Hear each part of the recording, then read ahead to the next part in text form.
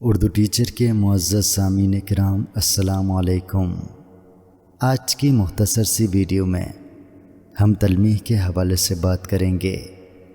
تلمیح کے لغوی معنی ہے اشارہ کرنا۔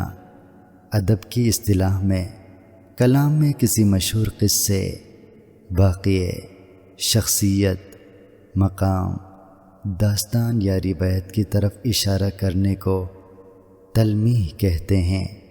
مثلاً یہ شعر ملاحظہ کیجئے: حسن یوسف دم عیسیٰ، ید بیضا داری، آنچا خوبن ہما دارن تو تنہا داری۔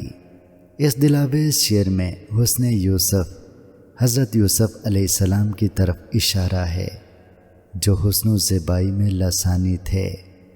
دم عیسیٰ حضرت عیسیٰ کی طرف اشارہ ہے، جو لا علاج بیماروں کو شفا بخشتے اور تن مردہ میں جان ڈال دیتے تھے۔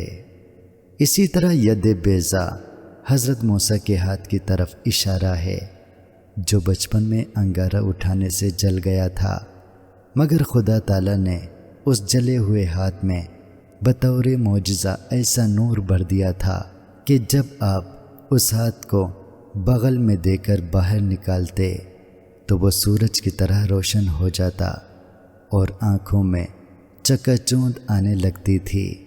اردو زبان میں ان گنت تلمیحات مستعمل ہیں، مثلاً آتش نمرود، کوہ طور، اورنگ سلیمان، آب حیات، صبر ایوب، ابن مریم، خیبر شکن وغیرہ۔